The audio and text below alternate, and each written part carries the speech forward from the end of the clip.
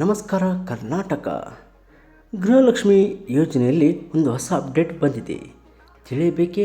ಹಾಗಿದ್ದರೆ ಈ ವಿಡಿಯೋವನ್ನು ಕೊನೆವರೆಗೂ ನೋಡಿ ಮತ್ತು ನಮ್ಮ ಚಾನಲನ್ನು ಲೈಕ್ ಮಾಡಿ, ಸಬ್ಸ್ಕ್ರೈಬ್ ಮಾಡಿ.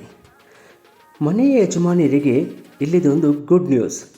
ಜನವರಿ ತಿಂಗಳ ಗೃಹಲಕ್ಷ್ಮಿ ಹಣ ಖಾತೆಗೆ ಜಮಾ ಆಗಿದೆ ಮತ್ತು ಹೇಗೆ ಚೆಕ್ ಮಾಡಿಕೊಳ್ಳಬೇಕೆಂಬುದು ನಾವೀಗ ಡೀಟೇಲ್ ಆಗಿ ನೋಡೋಣ.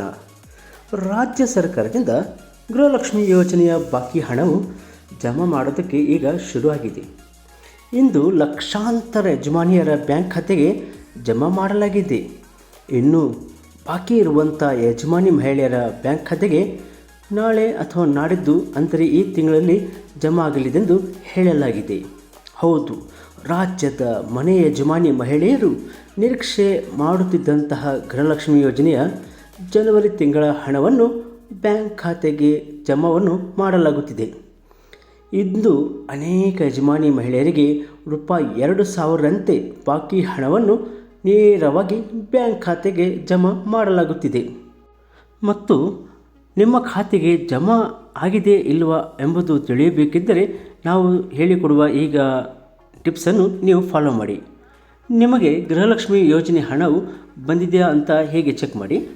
ಮೊದಲಿಗೆ ನಿಮ್ಮ ಫೋನಿನಲ್ಲಿ ಗೂಗಲ್ ಪ್ಲೇ ಸ್ಟೋರ್ಗೆ ಹೋಗಿ DBT ಕರ್ನಾಟಕ ಅಪ್ಲಿಕೇಶನ್ ಅಂತ ಟೈಪ್ ಮಾಡಿ, ನಂತರ ಸರ್ಚ್ ಮಾಡಿ, ನಂತರ ಅದು ಬಂದ ನಂತರ ಡೌನ್ಲೋಡ್ ಮಾಡಿಕೊಳ್ಳಿ. ಎರಡನೆಯ ಭಾಗ ಎಂದರೆ ಫಲಾನುಭವಿಯ ಆಧಾರ್ ನಂಬರ್ ಹಾಕಿ ಮತ್ತು OTP ಬಂದ ಮೇಲೆ ಅದರ ಮೇಲೆ ಕ್ಲಿಕ್ ಮಾಡಿ.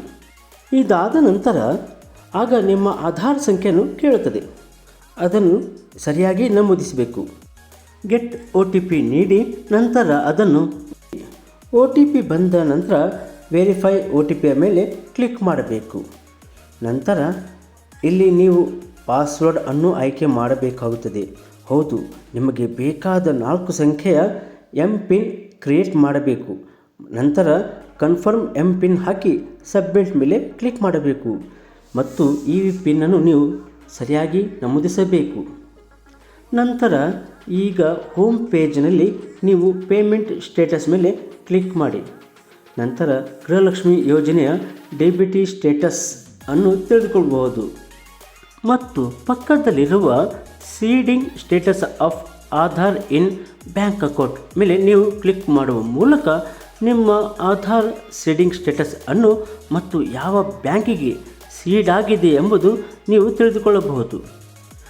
ಅದರಾದ ನಂತರ ಕೊನೆಗೆ ಇಲ್ಲಿ ನಿಮಗೆ ಸರ್ಕಾರದಿಂದ ಜಮಾ ಆಗಿರುವಂತಹ ಗೃಹಲಕ್ಷ್ಮಿ ಯೋಜನೆಯ ಹಣ ವರ್ಗಾವಣೆಯಾಗಿರುವುದು ತಿಳಿಯಲಿದೆ. ಹೀಗೆ ನೀವು ಮಂತ್ಲಿ ನೀವು ಚೆಕ್ ಮಾಡಿಕೊಳ್ಳಬಹುದು. ನಮ್ಮ ಈ ವಿಡಿಯೋ ಇಷ್ಟವಾದಲ್ಲಿ ದಯವಿಟ್ಟು ಲೈಕ್ ಮಾಡಿ ಮತ್ತು ಸಬ್ಸ್ಕ್ರೈಬ್ ಮಾಡಿ. Thank you.